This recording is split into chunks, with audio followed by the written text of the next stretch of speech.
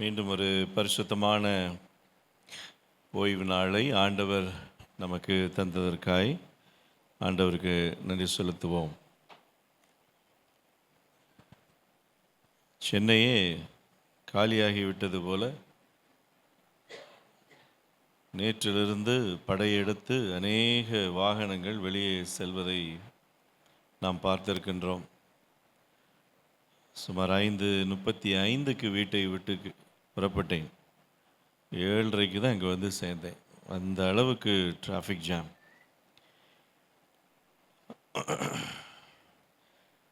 காலம் கடந்து போய்கொண்டே இருக்கிறது. ஆண்டவருடைய வருகை சீக்கிரமாக இருக்கிறது என்று கர்த்தருடைய பிள்ளைகளாகிய நாம் ஆண்டவருடைய வருகைக்கு காத்திருக்கிறோம். ஆனால் காலம் விரைவாக ஓடிக்கொண்டிருக்கிறது.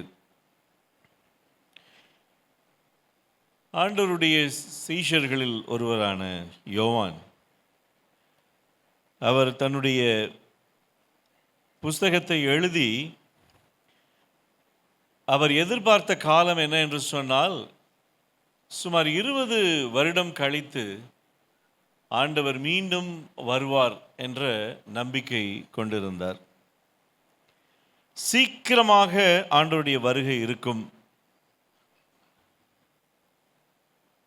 ஆண்டவர் பரமேறி சென்ற பிறகு ஒரு 20-25 ஆண்டுகளுக்குள்ளாக அவருடைய வருகை இருக்கும் என்று அவருடைய சீஷர்கள் எல்லாரும் எதிர்பார்த்தார்கள்.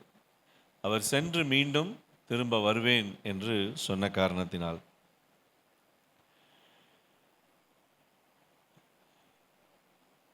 (236) கிறிஸ்துவுக்கு பின் அநேகர் ஆண்டவராகிய இயேசு கிறிஸ்து வருவார் என்று பிரசங்கிக்க ஆரம்பித்த காலம் அது. அதாவது அப்போஸ்தலர்கள் காலம் முடிந்து மிகப்பெரிய உபத்திரவங்கள் எல்லாம் கடந்து 236 500 வரைக்கும் ஆண்டவருடைய வருகை இருக்கும் என்று வரலாற்று ஆசிரியர்கள் அந்த முன் அனுபவத்தை எல்லாம் எழுதி வைக்கும் பொழுது மிகப்பெரிய ஆண்டவருடைய வருகைக்கான செய்திகள் உலகம் முழுவதிலும் எடுத்து செல்லப்பட்டது என்பதை நாம் வரலாற்று பின்னணியின் மூலமாக அறிந்து கொள்கின்றோம். மார்ட்டின் லூத்தர் அவர் எதிர்பார்த்த மிகப்பெரிய ஒரு காரியம் என்ன என்று சொன்னால், அவருடைய காலத்தில் ஆண்டவராகிய இயேசு கிறிஸ்து வந்து விடுவார். அதன் பிறகு செவன்த் டே அட்வென்ட் திருச்சபையின் ஆரம்ப கால வரலாற்றில் நாம் படிப்பது போல வில்லியம் மில்லர் ஆண்டவராகிய இயேசு கிறிஸ்து சீக்கிரமாக வந்து விடுவார், அவருடைய காலத்தில் வந்து விடுவார் என்று அவர் போதிக்க ஆரம்பித்தார். அதற்கு முன்பாக 1656 கிறிஸ்டோபர் கொலம்பஸ் அவர் எழுதிய நூலில் அவருடைய காலத்தில் ஆண்டவராகிய இயேசு கிறிஸ்து வந்து விடுவார் என்று எழுதியிருந்தார். அதன் பிறகு வில்லியம் மில்லர் காலத்தில் ஆண்டவராகிய இயேசு கிறிஸ்து வருவதாக. ஆண்டவராகிய இயேசு கிறிஸ்து எப்பொழுது வருவார்? சுமார் 2000 ஆண்டுகளாக இந்த உலகம் யுகம் யுகமாக சந்ததி சந்ததியாக இதை சொல்லிக்கிட்டே வர்றாங்க. என்னுடைய முன்னோர்கள் சொன்னாங்க, என்னுடைய முன்னோர்களுக்கு அவர்களுடைய முன்னோர்கள் சொல்லியிருக்கிறாங்க, அவர்களுடைய முன்னோர்களுக்கு மிஷினரிகள் சொல்லியிருக்கக்கூடும். ஒருவேளை நம்முடைய முன்னோர்கள் எல்லாம் கிறிஸ்துவ சபையை சார்ந்தவர்கள் அல்ல என்பத காரணத்தினாலே ஒருவேளை மிஷினரிகள் மூலமாகவோ எப்படியோ ஏதோ ஒரு விதத்தில் இந்த செய்தியானது அடுத்தடுத்த சந்ததிக்கு எடுத்துக்கொண்டு சென்று கொண்டே இருக்கின்றது. இப்பொழுது நம்முடைய காலகட்டம். நம்முடைய காலகட்டம் என்ன என்று சொன்னால், ஆண்டவராகிய இயேசு கிறிஸ்துவினுடைய வருகை நம்முடைய காலத்தில் இருக்கும் என்று இப்பொழுது வாழ்ந்து கொண்டிருக்கிற கர்த்தருடைய பிள்ளைகளாகிய நாம் என்ன செய்கிறோம்? நம்புகிறோம். அதற்கு அதிக காலம் எடுக்கப் போவதில்லை என்பதை நாம் நன்றாக அறிந்திருக்கிறோம். சீக்கிரமாக ஆண்டவருடைய வருகை இருக்கும் என்பதை கர்த்தருடைய பிள்ளைகளாகிய நாம் என்ன செய்கிறோம்? எதிர்பார்த்து காத்து கொண்டிருக்கிறோம். யாக்கோபு புஸ்தகத்தை எடுத்துக்கொண்டால் 5வது அதிகாரத்தை நாம் படிக்கும் பொழுது, 5வது அதிகாரம் யாக்கோபிலே ஏ- ஏ- 6, 7, 8 வசனங்களை நான் படிக்கின்றேன். ஓகே, 7, 8, 9. இப்படி இருக்கிற சகோதரரே, கர்த்தர் வருமளவும் நீடிய பொறுமையாயிருங்கள். இதோ பயிரிடுகிறவன் பூமியின் நற்பலனை அடைய வேண்டுமென்று முன்மாறியும் பின்மாறியும் வருமளவும் நீடிய பொறுமையோடு காத்திருக்கிறான். நீங்களும் நீடிய பொறுமையோடு இருந்து உங்கள் இருதயங்களை ஸ்திரப்படுத்துங்கள், கர்த்தருடைய வருகை சமீபமாய் இருக்கிறதே என்று யாக்கோபு என்ன செய்கிறார்? எழுதுகின்றார். அப்படியானால் அவர் ஒரு வார்த்தையிலிருந்து ஆரம்பிக்கின்றார். என்ன வார்த்தை அப்படின்னா, இப்படி இருக்க சகோதரரே. ஆங்கிலத்தில் therefore அப்படின்னு. அப்படின்னா அதுக்கு முன்னாடி அநேக காரியங்களை அவர் எழுதி வைத்ததை நம்ம யாக்கோபு புஸ்தகத்தில் படித்திருக்கின்றோம். ஒவ்வொரு காலகட்டத்திலும் ஒவ்வொருவரும் எப்படி எப்படியெல்லாம் ஆயத்தமாக வேண்டும். ஆண்டவருடைய வருகை சமீபமாக இருக்கிறது. 9வது வசனத்தை நீங்கள் பார்த்தீங்க அப்படின்னா, சகோதரரே, நீங்கள் நியாயம் தீர்க்கப்படாதபடிக்கு ஒருவருக்கொருவர் விரோதமாய் முறையிடாதிருங்கள். இதோ நியாயாதிபதி வாசற்படியில் நிற்கிறார். நியாயாதிபதி, ஜட்ஜ் எங்கே நிற்கிறார் அப்படின்னா, நம்முடைய வாசற்படியில் நிற்கிறார். அதனால நம்முடைய ஆண்டவருடைய வருகைக்கான காலம் இது என்று இங்கு யாக்கோபு என்ன செய்கிறார்? எழுதி வைத்திருக்கின்றார். அப்போ யாக்கோபினுடைய காலத்தில் அவர் எழுதும்போது கூட அவர் என்ன எழுதுகிறார் என்றால், ஆண்டவருடைய வருகை சீக்கிரமாக இருக்கும். ஆண்டவருடைய பிள்ளைகளாகிய நாம் எந்த விதத்தில் ஆண்டவருடைய வருகைக்காக ஆயத்தமாக இருக்கிறோம்? மத்தேயு 24வது அதிகாரத்திலே 3வது வசனத்தை நம்ம பார்க்கும் பொழுது, ஆண்டவராகிய இயேசு கிறிஸ்து அவருடைய சீஷர்களோடு அமர்ந்திருக்கின்றார். அப்பொழுது அவர் இதுவரைக்கும் பிரசங்கித்த ஒவ்வொரு பிரசங்கத்தையும் அவருடைய சீஷர்கள் கேட்டுக்கொண்டே வருகிறார்கள். இப்பொழுது ஒரு நெருக்கடியான ஒரு நேரம் வருகிறது. சீஷர்கள் அநேக காரியங்களை உணர்ந்திருக்கிறார்கள். விளையாட்டாய் வந்தவர்கள் ஏதோ அவரோடு கூட பயணித்தார்கள். ஆனால் எந்த விதத்திலும் ஒரு நல்ல ஞானத்தோடும் புக்தியோடும் அவர்கள் செயல்பட்டார்கள் என்றால் நிச்சயமாக இல்லை. ஏனென்றால் அநேகந்தரம் ஆண்டவர் அவர்களை கடிந்து கொண்டிருக்கின்றார். அதனால் இப்போ ஒரு நெருக்கடியான ஒரு நேரம் வருகிறது. அவங்க ஒலிவ மலையின் மேலே உட்கார்ந்துருக்கிறாங்க. அப்படி உட்கார்ந்துருக்கும்போது சீஷர்கள் அவரிடத்தில் தனித்து வந்து, இவைகள் எப்பொழுது சம்பவிக்கும்? உம்முடைய வருகைக்கும் உலகத்தின் முடிவுக்கும் அடையாளம் என்ன? எங்களுக்கு சொல்ல வேண்டும் என்றார்கள். இது எப்பொழுது சம்பவிக்கும்? ஆண்டவர் 3 காரியத்தை சொல்றார். ஒன்று என்ன அப்படின்னா, இந்த அதிகாரத்தில் நம்ம படிக்கும்போது முதல் காரியம் பி ரெடி. நான் எப்போது ரெடியாக இருக்கணும்? எப்பொழுது ஆயத்தமாக இருக்கணும்?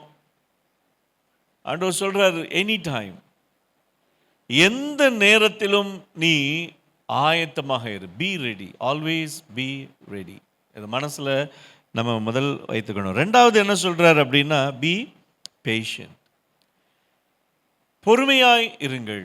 யாக்கோபுல நம்ம படிக்கிறோம் இல்லையா? பொறுமையாய் இருங்கள். அந்த பொறுமையில் என்ன செய்யணும் அப்படின்னா, ஸ்திரப்படுங்கள், ஸ்ட்ரென்தன். அந்த ஸ்ட்ரென்தன் அப்படின்னா என்னங்கிறதுக்கு யாக்கோபு அநேக விளக்கங்களை கொடுக்கின்றார். எப்படி நம்ம ஸ்ட்ரென்தன் ஆகணும், எதில் ஸ்ட்ரென்தன் ஆகணும்? பொதுவாக ஸ்ட்ரென்தன் அப்படின்னா எப்படி நம்ம பலப்படணும் அப்படின்னா, அது எதில் பலப்படணும்? நம்ம குணங்களில் எப்படி பலப்படணும்?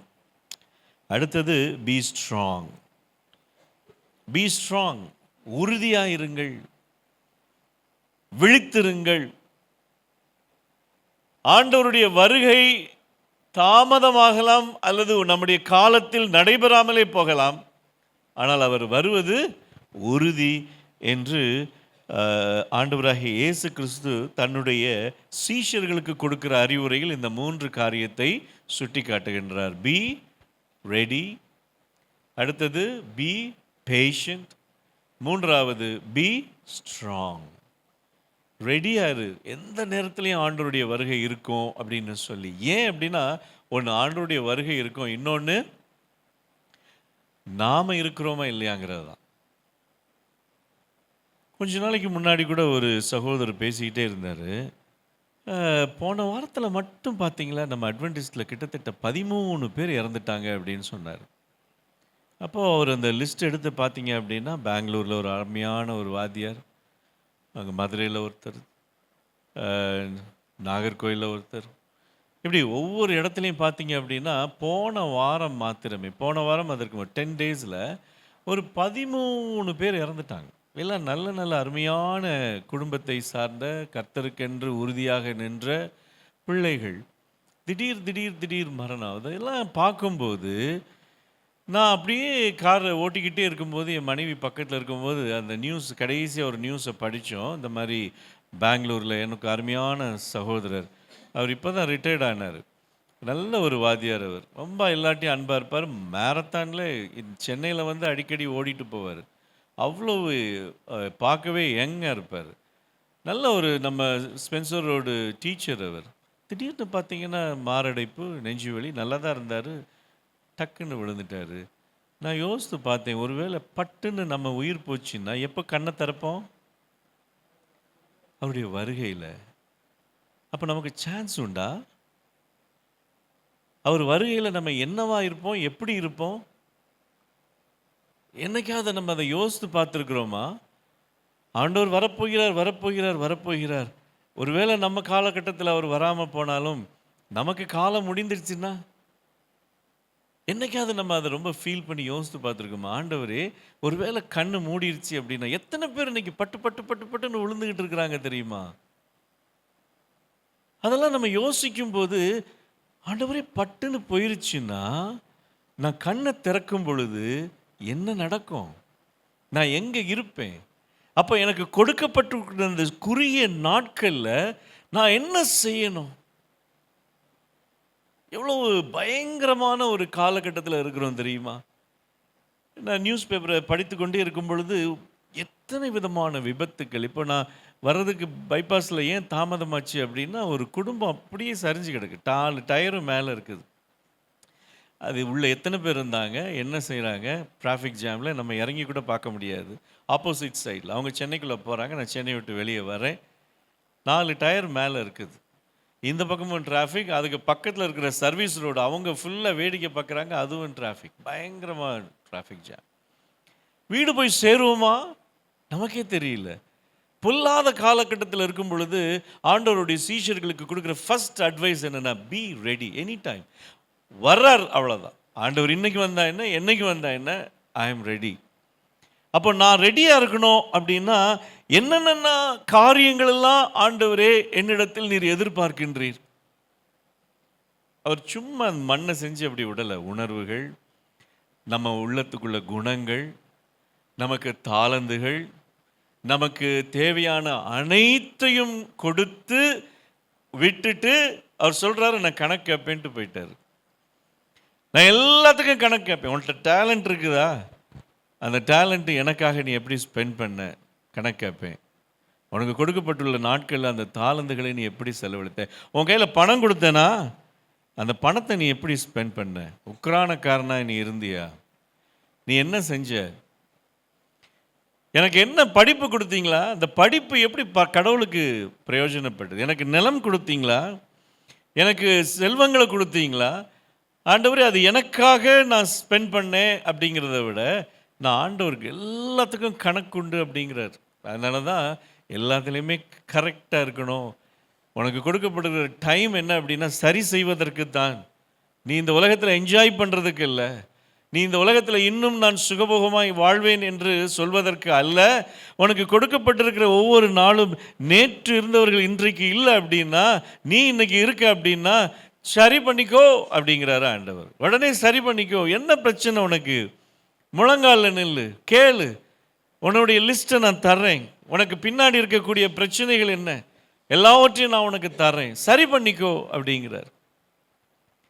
அதனால தான் ஆண்டவர் அவருடைய சீஷர்களை பார்த்து சொல்லும் பொழுது அந்த ஒலிவ மலையில் சொல்கிறாரு, ஆண்டவரே நாங்கள் எப்படி இதை தெரிஞ்சுக்கிறது அப்படின்னா, ஆண்டவர் இவைகளெல்லாம் வேதனைகளுக்கு ஆரம்பம்னு ஒரு லிஸ்ட்டை என்ன செய்கிறாரு? கொடுக்கிறார். இவைகளெல்லாம் வேதனைகளுக்கு ஆரம்பம். நீங்கள் நல்லா யோசித்து பாருங்கள். இந்த இந்த உலகத்தில் மனுஷன் எல்லாம் மிருகத்தை நேசிக்க ஆரம்பிச்சிட்டான் பார்த்தீங்களா? மிருகத்துக்காக சண்டை போடுறான், பார்த்துருக்கீங்களா? மிருகங்களை காப்பாற்றணும் அப்படின்னு சொல்லி தன்னுடைய ஆஸ்திகள் எல்லாம் கொடுத்துருக்குறாங்க, பார்த்தீங்களா? இன்னைக்கு அற்ப தெருநாய்களுக்கு நம்ம ஸ்ட்ரீட் டாக்ஸ் அப்படின்னு தான் பேர் வச்சுருக்கோம். அந்த தெருநாய்களை கவனிக்கிறதுக்கு இன்னைக்கு எத்தனை பேர் இருக்கிறான்? ஏன் அவெல்லாம் மிருகங்கள் மீது அன்பு செலுத்த ஆரம்பிச்சிட்டான். மனுஷங்க மேலே அன்பு செலுத்த முடியல அவனால்.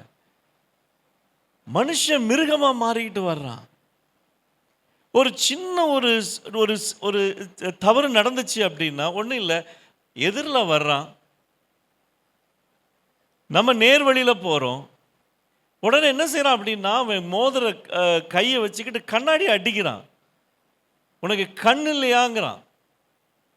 நாம நேராக போகிறோம், அவன் எதிரில் வர்றான், அவன் நம்ம கண்ணாடியை இந்த மோதிர கையால் அடிச்சுட்டு சொல்கிறான், உனக்கு கண் இல்லையா அப்படிங்கிறான். என்ன சொல்லுவீங்க நீங்கள்? கண்ணு பின்னாடி போயிருச்சு அப்படின்ட்டு போயிட்டேன். வேற என்ன செய்ய சொல்றீங்க? எதிரில் வர்றவன்ட்ட நேர்மையா போனாலும் அநீதியா இந்த உலகம் மாறிக்கிட்டு இருக்குது. ஆண்டவர் சொல்றாரு, விசுவாசம் டவுன், அன்பு டவுன், எல்லாமே குறைஞ்சிக்கிட்டு போகும். எல்லாம் குறைஞ்சிட்டு போகிற இந்த காலத்தில், இந்த உலகத்தில் இனி நீங்களும் நானும் வாழ முடியாத ஒரு சூழ்நிலை வரும் பாருங்க. இனி வாழவே முடியாதுங்க இந்த உலகத்தில். ஏன்னா இந்த உலகத்தில் நாம் இருந்த முன்னாடி இருந்த உலகம் அல்ல.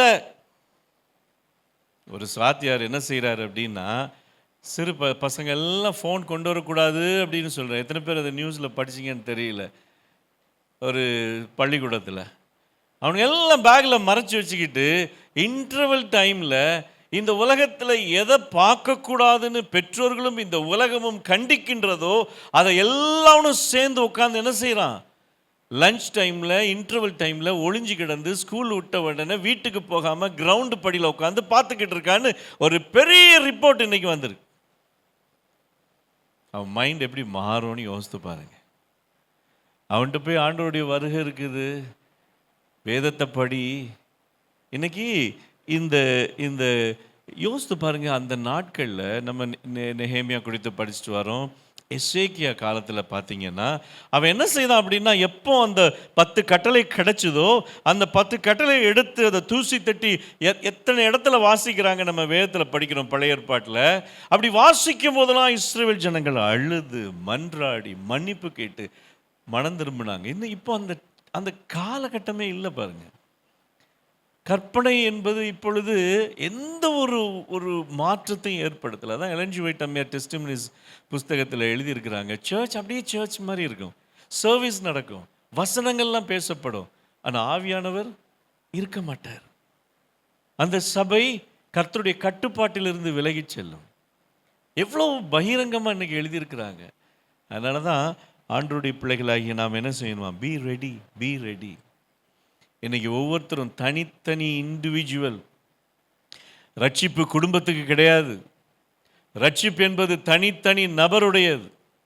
அவருடைய வருகை சீக்கிரமாக இருக்கும். அவருடைய வருகையில் ஆண்டவருடைய பிள்ளைகளாகிய நாம் எப்படி இருக்கணும் அப்படின்னா, ஆயத்தமாக இருக்க வேண்டும் என்று ஆண்டவர் விரும்புகின்றார். ஏன் அப்படின்னா, அப்போஸ்தலர் புஸ்தகத்தில் 1வது அதிகாரத்தில் 8வது வசனத்தை நம்ம படிக்கும் பொழுது அங்கே சீஷர்கள் எல்லாரும் என்ன செய்கிறாங்க, 9வது வசனத்திலிருந்து படிக்கிறேன். இவைகளை அவர் சொன்ன பின்பு அவர்கள் பார்த்து கொண்டிருக்கையில் உயர எடுத்துக்கொள்ளப்பட்டார். அவர்கள் கண்களுக்கு மறைவாக ஒரு மேகம் அவரை எடுத்துக்கொண்டது. அவர் போகிற போது அவர்கள் வானத்தை அண்ணார்ந்து பார்த்து கொண்டிருக்கையில் இதோ வெண்மையான வஸ்திரம் தரித்தவர்கள் 2 பேர் அவர்கள் அருகே நின்று, கலிலேயராகிய மனுஷரே, நீங்கள் ஏன் வானத்தை அண்ணார்ந்து பார்த்து நிற்கிறீர்கள்?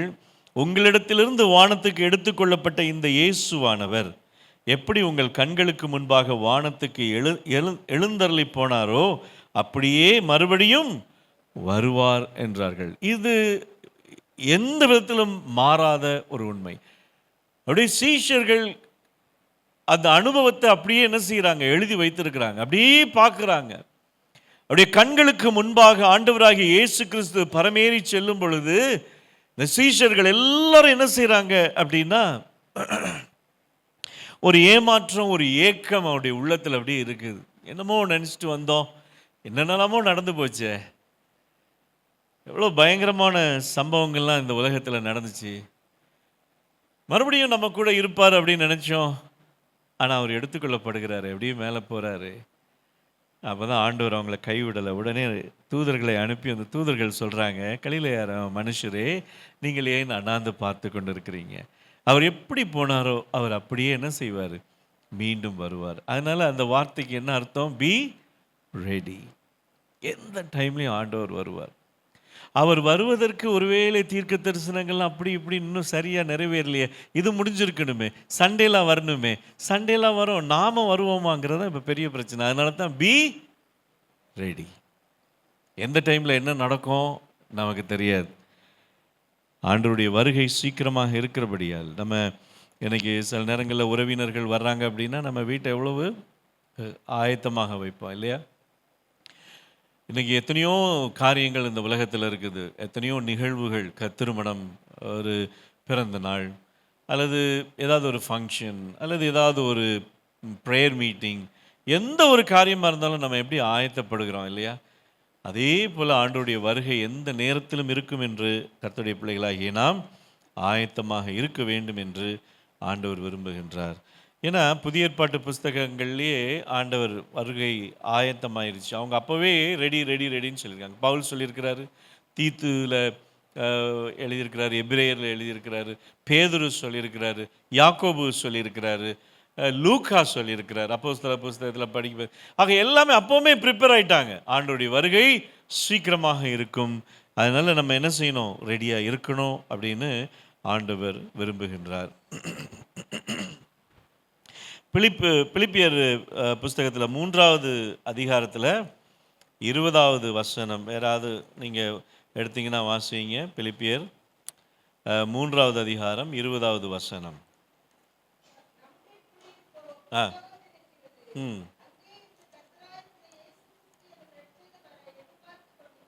சரி, நம்முடைய குடியிருப்போ பரலோகத்தில் இருக்கிறது. அங்கிருந்து வரக்கூடிய நம்முடைய இரட்சகரை நாம் என்ன செய்கிறோம்?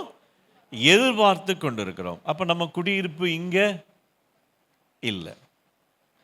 இங்கே நாம் குடியிருப்புக்காக பிரயாசப்படுவதும் அவசியம் இல்லை இல்லையா? ஏதோ நம்ம இருக்கிறதுக்கு ஒரு வீடு, ஒரு வாசல் இருந்தால் போதும். ஆனால் இங்கு நம்ம அதிகமாக செலவுகளை செய்து நம்ம குடியிருப்பை விரிவுபடுத்தவோ பெரிதாக்கவோ வேண்டாம். தீத்து புஸ்தகத்தில் பாருங்கள், 2வது அதிகாரம் 13வது வசனம். தீத்து புஸ்தகத்தில் 2:13, be ready, always be ready. ஆண்டவருடைய வருகை சீக்கிரமாக இருக்கிறது.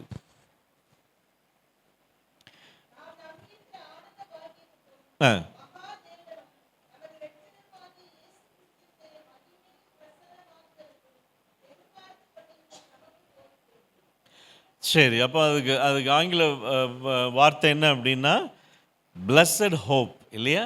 அழகான ஒரு வார்த்தை, பாக்கியமான ஒரு எதிர்பார்ப்பு, நம்பிக்கை. நம்முடைய ஆண்டவர் சீக்கிரமாக வரப்போகிறார், நம்மோடு கூட நம்முடைய தேவன் வரப்போகிறார். அந்த ஒரு எதிர்பார்ப்பு, அந்த ஒரு உள்ளத்துக்குள்ள பரிசுத்த ஆவியானவருடைய ஒரு கிளர்ச்சி நமக்குள்ள என்ன செய்யணும்? இருக்கணும். எந்த நேரத்திலும் ஆண்டவருக்காக எதை செய்யணும் அப்படின்னு. ஏன் அப்படின்னா அந்த காலத்தில் பார்க்குற அட்வென்டிஸ்ட் ஒரு காலத்தில் சொல்லுவாங்க மாரநாத்தா அப்படிம்பாங்க. இப்போ அந்த வார்த்தையை காணும் பார்த்தீங்களா? மாரநாத்தா, மாரநாத்தாங்கிற வார்த்தையே இல்லை. மாரநாத்தான்னா என்ன அர்த்தம்? ஜீசஸ் இஸ் கம்மிங் இல்லையா? கர்த்தர் வருகிறார், கிறிஸ்து வருகிறார். நம்ம எதிர்பார்த்து கொண்டு இருக்கிற மாரநாத்தாங்கிற ஒரு வார்த்தை என்ன அர்த்தம்? ஆண்டவராகிய இயேசு கிறிஸ்து சீக்கிரமாக வருகின்றார். 2வது காரியம் என்ன அப்படின்னா பி பேஷண்ட். முதல் காரியம் என்ன பார்த்தோம்? Be ready. ஏன்னா ஆண்டவர் எச்சரித்து கொண்டே இருக்கிறார், வருகிறார். நம்முடைய வீடு அங்கே இருக்குது. நம்முடைய பாக்கியமான ஒரு நாளை நம்ம எதிர்பார்த்து கொண்டு இருக்கிறோம். அவர் எப்படி சென்றாரோ அப்படியே திரும்பி அவர் என்ன செய்வார்? வருவார். அதனால் நீங்கள் என்ன செய்யுங்க? காத்திருங்க அப்படின்னு. யாக்கோபு புஸ்தகத்தில் நம்ம மறுபடியும் படிக்கும்போது யாக்கோபு என்ன எழுதுகிறாரு பாருங்க, நீடிய பொறுமையாய் இருங்கள். அதுக்கு ஒரு உதாரணம் சொல்கிறார், விவசாயியை குறித்து சொல்கின்றார். இப்போ விவசாயி ஒரு வயலில் என்ன செய்கிறான் அப்படின்னா உழுது பயிரிடுகிறான். அவனுக்கு தெரியும் எப்போ விதைக்கணும் அப்படிங்கிறது அவனுக்கு தெரியும். அப்போது விதைக்காமலே சில நேரம் காத்திருந்து கரெக்டாக சொல்லுவான். தை மாதமா சம் தமிழ் மாதத்தை கணக்கில் வச்சு தான் இன்றைக்கி தமிழ்நாட்டில் விவசாயிகள் என்ன செய்வாங்க, அவங்க விதைப்பாங்க. கரெக்டாக விதைப்பாங்க. கரெக்டாக அவங்க என்ன செய்வாங்க, ஒரு சின்ன மழை பெய்யும். அந்த மழை பெஞ்ச உடனே அந்த இவ்வளோ நாளாக இரும்பு போன்ற இருந்த அந்த தரை என்ன செய்யும் அப்படின்னா கொஞ்சம் சாஃப்ட் ஆகும். அதை உடனே உழ மாட்டாங்க. அவங்க என்ன செய்வாங்க அப்படின்னா இன்னும் ஒரு வெயிலுக்காக காத்திருப்பாங்க. அந்த ஒரு வெயில் அடித்த உடனே அது இந்த புழுதி லேசாக என்ன செய்யணும், எந்திக்கணும் அப்படிங்க, புழுதி கிளம்பணும் அப்படிம்பாங்க. அப்போ அவங்க டிராக்டரோ மாட்டு வண்டியோ வச்சு விழும்போது அந்த மாடுகளோ அல்லது டிராக்டரோ கடினமாக அந்த மண்ணோடு போராட வேண்டிய அவசியம் இருக்காது. அப்படி உதிரியாக மண் என்ன செய்யும், வரும். அதன் பிறகு அவங்க என்ன செய்வாங்க அப்படின்னா விதைப்பாங்க. அந்த விதைக்கிறதும் ரொம்ப ஞானமாக விதைப்பாங்க. ஏன் அப்படின்னா அந்த பெரிய மழை வருவதற்கு முன்பாக இந்த சின்ன சின்ன மழைகள் ஆரம்பிக்கும் பாருங்க, அப்போவே அதை விதைச்சிருவாங்க. விதைச்ச உடனே அந்த சூட்டில் அந்த விதை என்ன செய்யும், டக்குன்னு கிளம்பி அது உறுதியாய் வேர் நிற்கிற வரைக்கும், அதான் முன்மாறி மழை. ஸோ இந்த விவசாயி எவ்வளோ கவனிக்கணும் பாருங்க. இந்த விவசாயியை போல ஏன் யாக்கோபு நம்மளை கம்பேர் பண்றார் அப்படின்னா, முன்மாறி பின்மாறி. அறுவடை சாதாரணமாக அவன் செய்து விட முடியாது. அறுவடைக்கு முன்னாடி என்ன செய்யணும், இப்போ நெல் அப்படின்னா அறுத்துடுறாங்க. சில பயிர்களெல்லாம் வேரோடு பிடுங்கணும். இப்போ கடலை அப்படின்னா நீங்கள் வேரோடு பிடுங்கணும், அதை அறுத்து பிரயோஜனம் இல்லை, அதை வேரோடு பிடுங்கணும். கடினமாக இருந்துச்சு அப்படின்னா அந்த மண் எல்லா நிலக்கடலையும் உள்ள மாட்டிக்கும். பக்குவமான நேரத்தில் அதை என்ன செய்யணும், பிடுங்கணும். அதுக்கு ஒரு மழை தேவை. அதனால தான் முன்மாறி பின்மாறி. இதை எதுக்கு கம்பேர் பண்ணுறாரு? ஒரு நல்ல பயிரை நீ எடுக்க வேண்டும் என்று சொன்னால் இந்த 2 மழை போல ஆண்டவருடைய பிள்ளைகளுக்கு ஆண்டவருடைய வருகைக்கு முன்பாக, அந்த நேரத்தில் அப்போஸ்தலர்களை முன்மாறி அப்படின்னு நம்ம சொல்கிறோம். அவன் முன்மாறி அவன் வேலை செஞ்சு அவங்க என்ன செய்கிறாங்க அப்படின்னா 2வது அதிகாரத்தில் நீங்கள் படிக்கும்போது நீங்கள் அதை எடுத்துக்கோங்களேன். 2வது அப்போஸ்தலர் 2வது அதிகாரத்தில் பரிசுத்த ஆவியானவர் அவங்க மீது பொழியும் போது அவங்க என்ன செஞ்சாங்க அப்படின்னா பல பாஷைகளை பேசினார்கள். அதுக்கு என்னென்ன பாஷை, என்னென்ன லாங்குவேஜ் அப்படிங்கிறது இங்கு நம்ம அப்போஸ்தலர் புஸ்தகத்தில் 2வது அதிகாரத்தில் படிக்கலாம் இல்லையா. என்னென்ன பாஷைகள் அவர்கள் பேசினார்கள் அப்படிங்கிறதுக்கு சுமார் எத்தனையோ பாஷைகள் பேசியிருக்காங்கன்னு வைங்களேன். பார்த்துட்டு கடைசியில் என்ன சொல்கிறாங்க அப்படின்னா 11வது வசனத்தை படிக்கும்போது கிரேக்கரும் அரபியரும் நாம் நம்முடைய பாஷைகளிலே இவர்கள் தேவனுடைய மகத்துவங்களை பேச கேட்கிறோமே என்றார்கள். பரிசுத்த ஆவியானவர் பொழியும் போது வல்லமையான ஒரு ஊழியம் என்ன செய்தது, நடந்தது. திடீர்னு அப்படியே அந்த மழை பெய்த உடனே அந்த ஹீட்டில் அந்த விதைகளெல்லாம் வெடிச்சு அப்படி செடிகள் வருவது போல ஆண்டவருடைய வார்த்தைகள் என்ன செய்தது, அப்படியே விதைக்கப்பட்டது, வெடிச்சு செதறியது. எல்லா பக்கங்களிலும் எவ்வளவுக்கு எவ்வளவு அடக்குனார்களோ, எவ்வளவுக்கு எவ்வளவு ஆண்டவரை கொலை செய்து இனி அதோடு முடிந்தது என்று நினைத்தார்களோ, ஆனால் அது முடியல. அது விதைக்கப்பட்டது, அது கிளம்பி 1 100ஆக என்ன செய்தது, பலன் கொடுத்தது. அப்போ எப்படி இருந்திருக்கோன்னு யோசித்து பாருங்க. இதான் விவசாயியின் அனுபவம். விவசாயி ஆண்டவர் நல்ல ஒரு விவசாயி. அவர் நமக்கு கற்றுக் கொடுக்கிற ஒரு அருமையான பாடம் என்ன அப்படின்னு சொன்னால், இந்த உலகத்தில் கர்த்தருடைய பிள்ளைகளாகிய நீங்களும் நானும், அந்த பொறுமைக்கு இன்னொரு வார்த்தை என்ன அப்படின்னா லாங் சஃபரிங். அதாவது ஆங்கிலத்தில் நம்ம பேஷண்ட் அப்படின்னு சொல்லிடுறோம், பி பேஷண்ட். பட் அதுக்கு இன்னும் ஒரு, அதாவது மொழிபெயர்ப்பில் எபிரேய பாஷையிலிருந்து மொழிபெயர்க்கும் போது அதுக்கு என்ன பேரா, லாங் சஃபரிங். இன்னைக்கு விவசாயி போல கர்த்தருடைய பிள்ளைகளாகிய நீங்களும் நான், அந்த லாங் சஃபரிங் என்பது, நீடிய பொறுமை என்பது நமக்கு மிக மிக அவசியம். எவ்வளோ பயங்கரமான ஒரு உலகத்தில் நம்ம இருக்கிறோம். ஏன்னா பவுலர் அழகாக சொல்கிறாரு, மாம்சத்தோடும் இரத்தத்தோடும் அல்ல, வானமண்டல சேனைகளோடு நமக்கு போராட்டம் உண்டு. போராடி தாங்க ஜெயிக்கணும். நம்ம போராடினால்தான் வெற்றி அடைய முடியும்.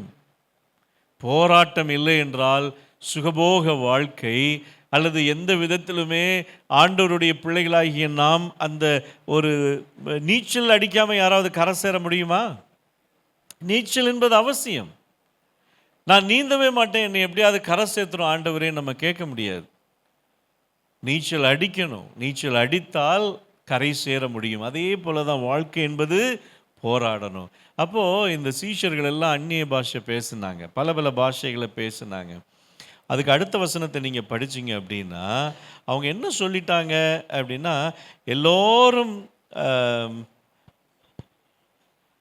ஓகே பேச கேட்கிறோமே, எல்லோரும் பிரமித்து சந்தேகப்பட்டு இது என்னமாய் முடியுமோ என்று ஒருவரோடு ஒருவர் சொல்லி கொண்டார்கள். மற்றவர்களோ இவர்கள் மதுபானத்தினால் நிறைந்திருக்கிறார்கள் என்று பரியாசம் பண்ணினார்கள். இது இந்த கூட்டம் இருக்கும். இந்த கூட்டம் இருக்கணும். இருந்தால் தான் நமக்கு வேலை செய்ய ஒரு இன்ட்ரெஸ்ட் இருக்கும். அப்படி இல்லை அப்படின்னா அப்புறம் பைபிள் எடுத்து நம்ம என்னத்துக்கு பிரசங்கம் பண்ணணும் சொல்லுங்கள்? எல்லாருமே சயின்ஸுனா அப்புறம் பைபிள் எடுத்து நம்ம பிரசங்கம் பண்ணுறதுல இன்ட்ரெஸ்டாகவே இருக்காது இல்லையா? இன்றைக்கி இந்த உலகத்தில் இப்படி தட்டுறவன் இருக்கணும், கண்ணாடி தட்டுறவன் டென்ஷன் ஆகணும். அப்புறம் ஆண்டவர்கிட்ட சொல்லணும், ஆண்டவரே பொறுமையை தாங்க ஆண்டவரே. சில நேரங்களில் பார்த்தீங்கன்னா இன்னைக்கு அநீதி தலை தூக்கி கொண்டே போகிறது. எங்கேயுமே சத்தியம் இல்லை, எங்கேயுமே கடவுளும் இல்லை. நல்லா யோசித்து பாருங்கள். நான் திருநெல்வேலி போயிருந்தேன் ஒரு 2 வாரத்துக்கு முன்னாடி. அங்கே பார்த்தீங்க அப்படின்னா டிவிஎஸ் 50 பிசாசு போய்கிட்டு இருக்கு, நீளமான முடி. நான் அதை வீடியோ எடுத்தேன் நைட்டில், அது வரல சரியா, இல்லைன்னா காட்டியிருப்பேன். எக்ஸ்ட்ரா நாக்கை இங்கே எங்கேயோ வாங்கி தொங்க விட்டுருக்காங்க. நீளமான முடி, பச்சை கலரில் சேலை கட்டிக்கிட்டு, கருப்பாக மூஞ்ச பெயிண்ட் அடிச்சுக்கிட்டு, அது ஏதோ ஒரு சாமி, ஒரு கோயில் அந்த பக்கத்தில் இருக்குது, ஏரல் பக்கத்துலேயே எங்கேயோ இருக்குது. அந்த சாமிக்கு இவங்க இப்படித்தான் என்ன செய்யணுமா, அவங்கள என்ன சொல்லுவாங்க, தன்னை அங்கே அர்ப்பணிக்கிறாங்க. எங்கே பார்த்தாலும் பிசாஸ். காரை எடுத்துகிட்டு எந்த பக்கம் போகிறோம், எந்த பக்கம் பார்த்தாலும் பிசாசு. வீடு வீடாக நின்றுக்கிட்டு, ரோட்டில் நின்றுக்கிட்டு மறிச்சிக்கிட்டு. அது அந்த தசரா ஃபெஸ்டிவல் அங்கே ஏதோ நடக்குது. நான் யோசித்து பார்த்தேன், இன்றைக்கி இவ்வளோ டிராஃபிக் ஜாம், ஒருவேளை லீவுக்கு போகிறாங்களா என்னமோ தெரியல. ஆனால் இன்னும் போக போக மோசமான நிலையை சந்திக்கும் இந்த உலகம்.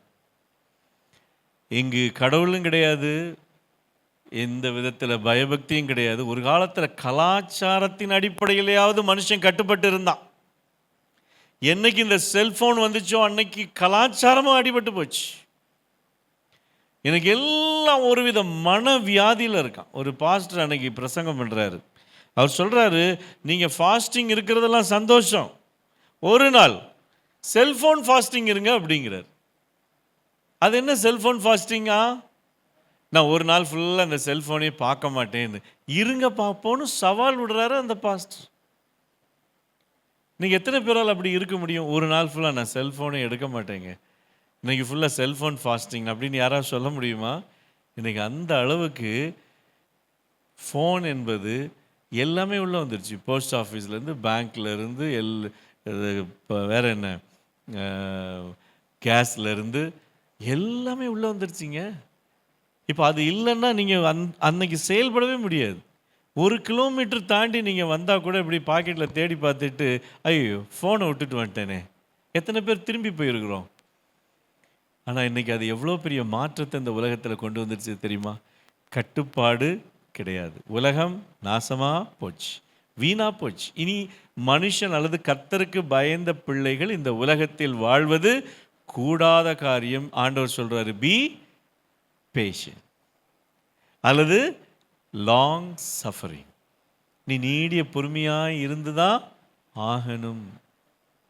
ஆண்டவரே, இந்த மனுஷனையே எனக்கு பிடிக்க மாட்டேங்குதுன்னா நீ மனுஷனைத்தான் நேசிக்கணும். இந்த மிருகங்கள்கிட்டலாம் மனுஷன் பழக ஆரம்பிச்சிட்டான், மனுஷனையே பிடிக்க மாட்டேங்குது அப்படின்னா ஆண்டவர் சொல்கிறாரு, இல்லை, நீ மனுஷன்ட்டு தான் பழகி ஆகணும்.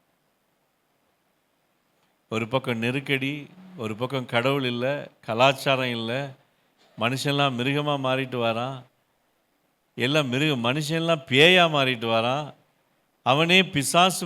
நான் யோசித்து பார்த்தேன், இவன்லாம் ராத்திரி இந்த ரோட்டில் நடந்து போனால் நமக்கே பயம் வந்துடும். எல்லாம் உயரமாக இருக்குது இந்த பிசாசு. ஏன் சொல்கிறேன்னா, எதுவுமே பொம்பளை பிசாசு கிடையாது, எல்லாம் ஆம்பளை பிசாசு பொம்பளையாக ட்ரெஸ் பண்ணியிருக்கு. எல்லாம் ஜல்லு ஜல்லு ஜல்லுன்னு போகுது. நீங்கள் பொய் சொல்லலை, ஒரு 10 நாளைக்கு முன்னாடி அந்த திருச்செந்தூர் தூத்துக்குடி பகுதியில் ஒரு இடத்துக்கு நான் போயிருந்தேன். அந்த இடத்துல பார்த்தீங்க அப்படின்னா அவ்வளோ அந்த கோயில் அங்கே இருக்குதான், பைக்கில் போகுது பிசாஸ். ஆனால் ஆண்டவர் சொல்கிறாரு, பி பேஷண்ட், லாங் சஃபரிங்.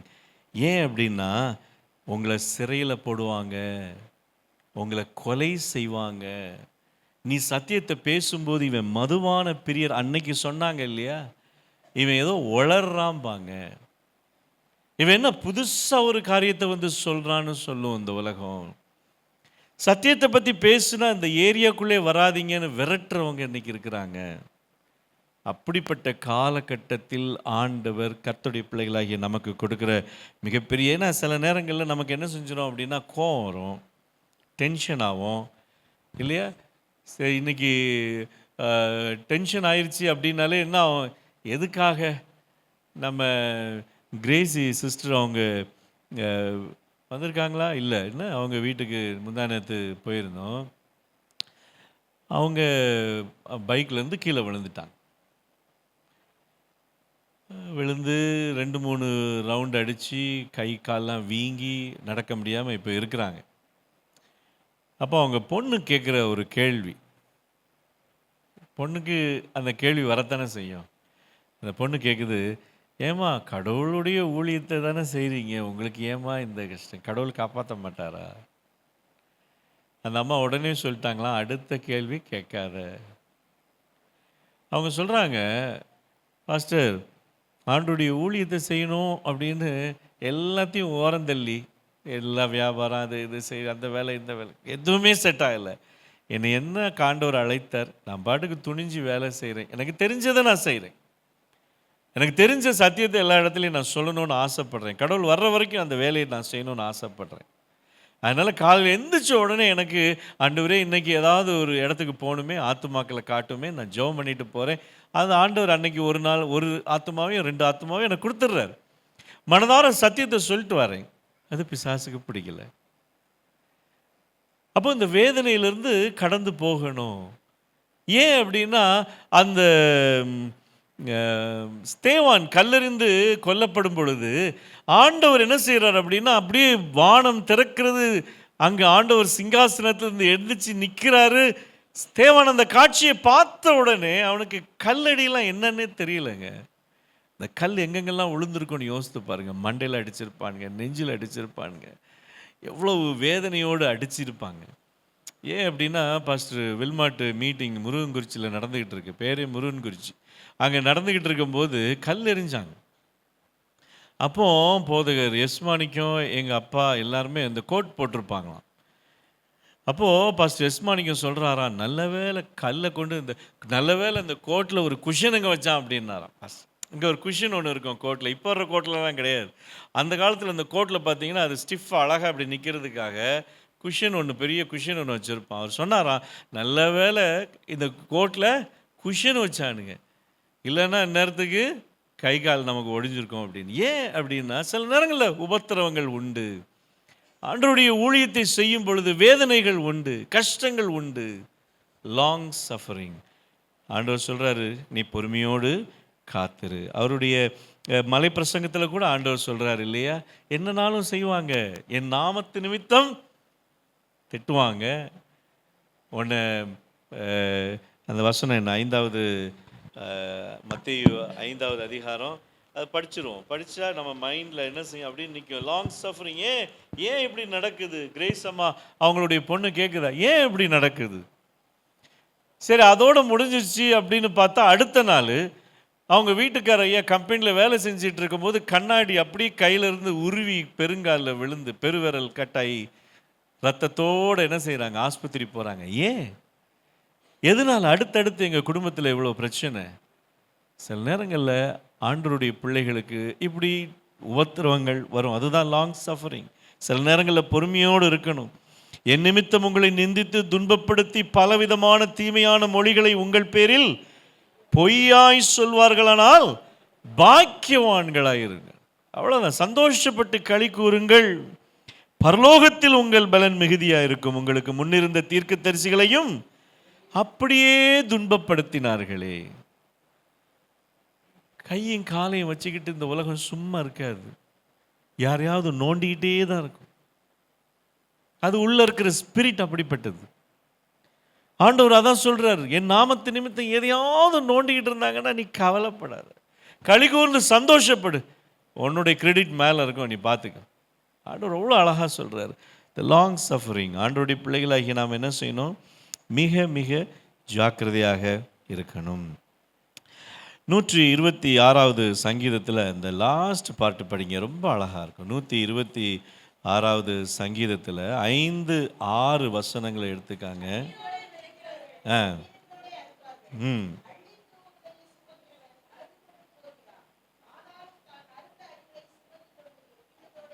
எவ்வளோ அழகான வசனம் பார்த்தீங்களா? கண்ணீரோடு விதைக்கிறவர்கள் கம்பீரத்தோடு அறுப்பார்கள். கண்ணீரோடு விதைக்கும் போது கண்ணீர் தாங்க. ஏற்றுக்கிறதும் ஏற்றுக்காததும் நம்ம கையில் இல்லை, அது ஆண்டவருடைய கையில் இருக்குது. ஆனால் வேலை செய்ய வேண்டியது தண்ணீரில் என்ன செய்ய? ஆகாரத்தை போடு, அதன் பலனை நிச்சயம் நீ காண்பாய், அதை நான் பார்த்துக்கிறேன். விளைய செய்கிறவரோ கர்த்தர். ஆண்டவர் எல்லாவற்றுக்கும் அவர் பின்னாடி நிற்கிறார், நம்ம பின்னாடி நிற்கிறார். ஒரு அழகான ஒரு சம்பவம் என்ன அப்படின்னா, இந்த நாகமான் கதை நமக்கு தெரியும். நாகமான் போய் எலிசாட்ட போய் நிற்பான். எலிசா அவனை பார்க்க கூட மாட்டார், நீ போ அப்படின்றவர். அவன் போய் என்ன செய்வான்? போகும்போது அது ஒரு அழகான ஒரு சம்பவம் நடக்கும். அவருடைய ரொம்ப க்ளோஸ் இன்ஃப்ளூயன்ஸான ஒரு சோல்ஜராக இருக்கும். அவன்கிட்ட எதுவுமே அடிக்கடி நல்லா பேசுகிற ஒரு சோல்ஜராக இருப்பான்னு நினைக்கிறேன், கூட இருக்கிறவன். அவன் சொன்னான், பெரிய வேலை கொடுத்துருந்தா நீர் செஞ்சிருப்பீர்ல, இது சின்ன காரியம் தானே, ஏன் இதை செய்யக்கூடாது அப்படின்னு. அது ஒரு டேர்னிங் பாயிண்ட் ஆகுது பாருங்கள். முதல் டேர்னிங் பாயிண்ட்டு அந்த பொண்ணு, சிறு பெண். 2வது டேர்னிங் பாயிண்ட்டு அந்த கூட வேலை செய்கிறவன். அவன் சொல்கிறான், நீங்கள் போய் அந்த சும்மா தண்ணிக்குள்ளே தானே இருக்கு. 6 தடவை முங்கி பார்த்தாரு, ஒன்றும் தெரியல. 7ஆவது தடவை அப்படி எழுந்திருக்கும் பொழுது அவ்வளோ அழகாக இருந்தார். ஒரு சவால் விடுவார் பாருங்க. என்ன அப்படின்னா, இந்த உலகத்தில் வேறு தெய்வமே இல்லை, இந்த இஸ்ரவேலின் தெய்வம் தான் உண்மையான தெய்வம். இந்த உலகம் அந்த அறிக்கையை விடணும்.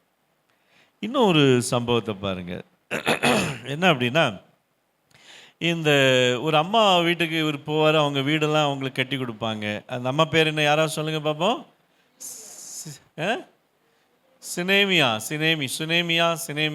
ஓகே, நல்ல ஒரு அருமையான லேடி இல்லையா? அவங்களுடைய அழகான சம்பவம். அவங்களுக்கு ஒரு பிள்ளை கிடைக்கும். அந்த பிள்ளை கொஞ்ச நாள் ஆனோன்னு வியாதிப்பட்டு மரித்து போயிடும். அப்படி மரித்து போன உடனே அந்த பிள்ளைய சுகப்படுத்தணும்னு கேஆர்சிட்ட அவர் குச்சை கொடுத்து அனுப்புவார். கேஆர்சி ட்ரை பண்ண அந்த ஸ்டோரி நமக்கு நன்றாக தெரியும். கடைசியில் இவர் போவார். 7 தடவை அந்த குழந்தை தும்மி என்ன செஞ்சிடும்? பசிக்கு ஏதாவது கொடுங்க அப்படின்னு. இந்த சம்பவம்லாம் முடிஞ்சிடும்.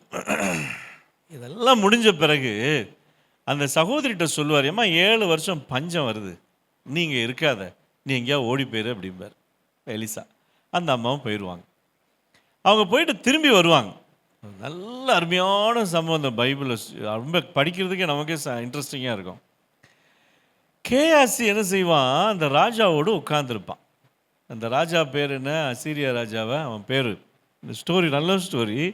நீங்கள் 2 ராஜாக்கள் புஸ்தகத்தில் 8வது அதிகாரம் 9வது அதிகாரத்துலலாம் நீங்கள் அதை படிக்கலாம். எப்பா இந்த எலிசா ரொம்ப அற்புதம்லாம் செய்வாரோ அப்படியும். ஆமாம் ராஜா. கேஆர்சி உட்காந்து கதை சொல்லிகிட்டு இருப்பான் ராஜாட்ட. ரொம்ப அப்படியே அந்த சம்பவத்தெல்லாம் சொல்லிக்கிட்டு இருப்பான். அந்த சம்பவத்தெல்லாம் சொல்லிகிட்டு இருக்கும்போது இந்த மாதிரி அந்த சகோதரிகிட்ட நான் போய் முதல்ல ட்ரை பண்ணேன், நடக்கலை. அப்புறம் அவர் வந்தார். அவர் வந்து என்ன செஞ்சார்? குழந்தைக்கு அந்த அற்புதத்தை செய்தார். அந்த குழந்தை பொழைச்சிருச்சு, சாப்பாடு கேட்டுச்சு அப்படின்னு சொல்லிக்கிட்டு இருக்கும்போதே ஒரு சகோதரி வெளியே நிற்பாங்க. அந்த சகோதரி 7 வருஷமா வெளியூர் போனதுனால அவங்களுடைய நிலத்தை பூரா வேற யாரும் என்ன செஞ்சிட்டாங்க, எடுத்துட்டாங்க. இவன் இந்த ராஜாட்ட கதை சொல்லிட்டு இருக்கான் இந்த சகோதரியை பத்தி. இப்ப அந்த சகோதரி என்ன செய்யறாங்க அப்படின்னா, அப்படியே அந்த ரோட்ல அப்படி அந்த அந்த வாசல் அப்படி கிராஸ் பண்றாங்க. ராஜா, இந்த அம்மா தான். உடனே இந்த ராஜா என்ன செய்வான் பாருங்க, நம்பவே முடியாது. எப்படி ஆண்டவர் இந்த அப்படியே சேர்க்கிறாரு பாருங்க. அந்த சகோதரிட்ட கேட்பார், என்னம்மா பிரச்சனை? நான் 7 வருஷம் வெளியூர் போயிருந்தேங்க, என் சொத்துக்கத்தெல்லாம் எல்லாம் எடுத்துட்டாங்க. உடனே ராஜா என்ன தெரியுமா சொல்லுவான், சொத்தை கொடு, அந்த 7 வருஷம் பயிரிட்டு அதில் என்னென்ன லாபம் வந்திருக்கோ அந்த லாபத்தையும். எப்படி இருந்திருக்கோன்னு யோசித்து பாருங்க. கர்த்தருடைய பிள்ளைகள் கர்த்தருடைய கண்களிலிருந்து ஒரு நாளும் மறக்கப்படுவதில்லை. நீங்க எவ்வளவுதான் பெரிய பிரச்சனைகளை கடந்து வந்தாலும், எவ்வளவுதான் பெரிய துன்பங்களை கடந்து வந்தாலும், ஆண்டவருடைய பிள்ளைகள் ஆண்டவருடைய சமூகத்திலிருந்து ஒருபோதும் விலகாது. அதனால என்னுடைய கண்கள் உத்தம இருதயத்தோடு என்னை நோக்கி பார்க்கும் பிள்ளைகள் மீது நோக்கமாக இருக்கிறதுன்னு ஆண்டவர் சொல்றதுக்கு காரணம் அதுதான். இன்னைக்கு நமக்கு கொடுக்கப்பட்ட வேலையை நம்ம செஞ்சுக்கிட்டு போய்கிட்டே இருந்தோம்னா, கர்த்தருடைய மேப்பில் நம்ம என்ன செய்கிறோம், அவருக்கென்று இந்த உலகத்தில் எதுக்கு கொண்டு வந்தாரோ அந்த வேலையை நம்ம சரியாக செஞ்சுட்டு போகிறோம். அதுதான் இந்த சம்பவங்கள்லாம் நிறைய படிக்கும்போது ரொம்ப ஆச்சரியமாக இருக்கும்.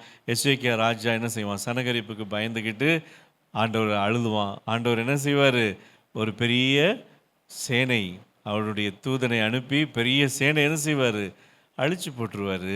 நல்லா யோசித்து பாருங்க, இப்படிப்பட்ட சம்பவங்கள் எல்லாம் நடக்கும் பொழுது ஆண்டவருடைய பிள்ளைகளுக்கு நெருக்கடி வராமல் அவன் அசிங்கமாக திட்டுவான் தெரியுமா. அந்த சனகரிப்புடைய உதவியாளர்கள் வந்து மலம்னு போட்டிருக்குது பைபிளில், இவன் கூட போனீங்கன்னா நீங்கள் மலம்தான் திங்கணும் அப்படிங்கிறான். அந்த அளவுக்கு கேவலமாக இஸ்ரவேல் ஜனங்களை பேசும்போது ஆண்டவர் அதெல்லாம் பார்த்துக்கிட்டு இருக்கிறாரு. எசேக்கியா ராஜா அந்த முழங்கால் போட்ட உடனே தூக்குன்னு என்ன செஞ்சார், ஒரு தூக்குனார். அதனால சில நேரங்களில் கடினமான பாதைகளில் கர்த்தருடைய பிள்ளைகள் கடந்து போகும்போது ஒரு நாள் நினச்சிக்காங்க, வெற்றி நமக்கு உண்டு, நம்மை விட்டு இந்த துன்பம் நீங்கும், நம்முடைய கஷ்டம் இந்த நம்முடைய உள்ளத்திலிருந்து என்ன செய்யும், ஆண்டவர் இதை எடுத்து போடுவார்.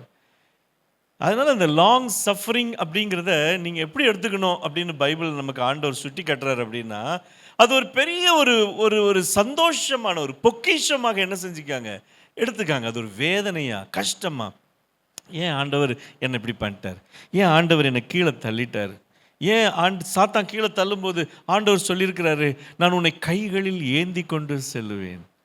எங்கே போச்சு ஆண்டவருடைய கை? இப்படியெல்லாம் பிசாசு என்ன செய்வான், சில கேள்விகளை கொண்டு வருவான். ரெண்டாவது காரியம், பி பேஷண்ட், அதாவது லாங் சஃபரிங் இல்லையா, நமக்கு அருமையாய் ஆண்டவர் கற்றுக் கொடுக்கின்ற பாடம். மூன்றாவது கடைசியாக, பி ஸ்ட்ராங். யாக்கோபு 8வது அதிகாரம் 5வது அதிகாரத்தில் அந்த 8வது வசனத்தை யாராவது படிங்க. ரொம்ப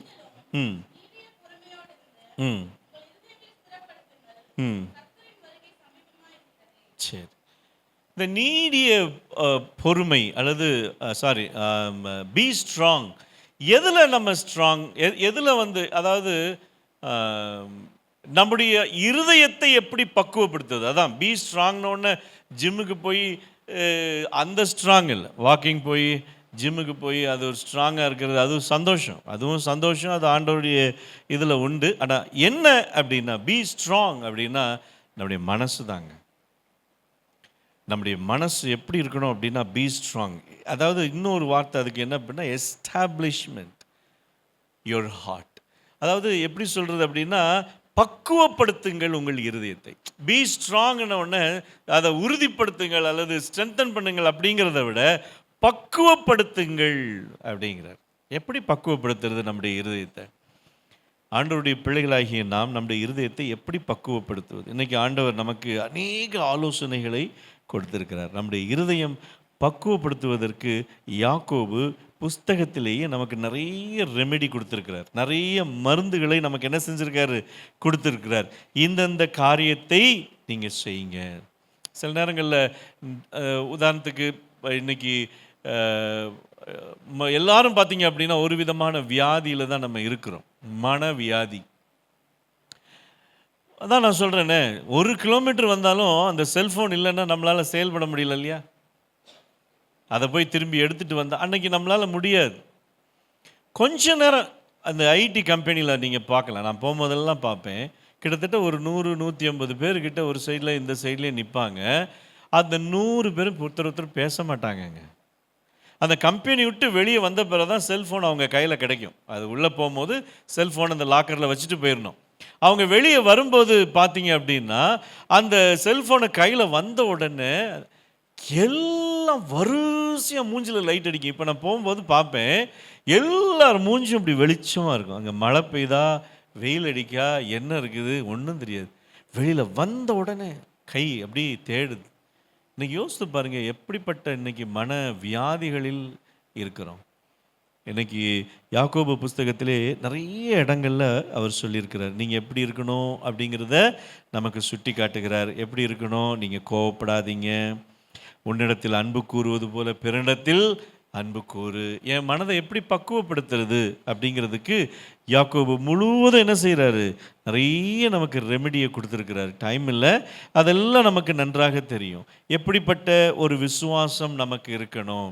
இன்றைக்கி எல்லாமே கைவிட்டு போகிற மாதிரி இருக்கே, நடக்கிற மாதிரியே இல்லையே, ஆண்டவர் வர்ற மாதிரியே தெரியலையே, எல்லாம் அநீதி தானே தலையெடுக்குது, அதுதானே ஆட்சி செய்யுது, ஆண்டவரே இல்லையே அப்படிங்கிற ஒரு நிலை வரும். அப்படி வரும் பொழுது நம்முடைய இருதயம் ஸ்பிரிச்சுவல் டிப்ரெஷனுக்குள்ளே போகும், ஆவிக்குரிய மன அழுத்தத்துக்குள்ளே நம்ம போவோம். கடவுளே வேர் ஆர் யூன்னு கேட்குற அளவுக்கு நம்முடைய சூழ்நிலை மாறும். எவ்வளோ ஜெபம் பண்ணாலும் பதில் இல்லையே, எவ்வளோ உபவாசம் இருந்தாலும் எனக்கு பதில் இல்லையே, ஆண்டவரே எங்கே இருக்கிறீங்க அப்படின்னு கேட்குற அளவுக்கு வேதனைகள் பெருகும்.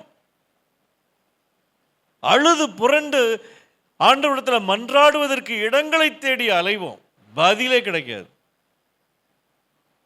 ஆண்டவருடைய வருகைக்கு முன்பாக பயங்கரமான நாட்களை நம்ம சந்திக்க போகிறோம்.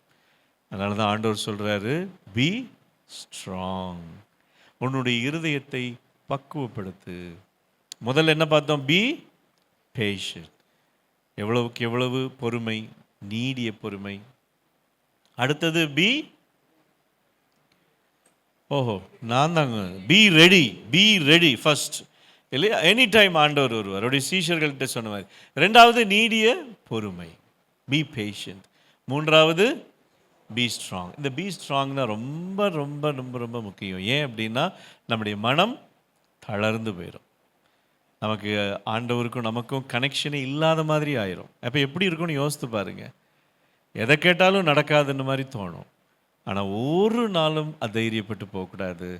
ஒரு நாளும் ஆண்டவருடைய சீஷர்கள் ரொம்ப அருமையாக அவங்களுடைய வாழ்க்கையை நேர்த்தியாக வாழ்ந்தாங்க, இரத்த சாட்சியாக மறிச்சாங்க. அவங்களுடைய பலன் மிகுதியாக இருக்கும்னு நம்பி என்ன செஞ்சாங்க, தேவனிடத்தில் அவங்க பலன் பெற்றார்கள். அதுபோல் கர்த்தருடைய பிள்ளைகளாகிய நமக்கும் அதுதான் வழி.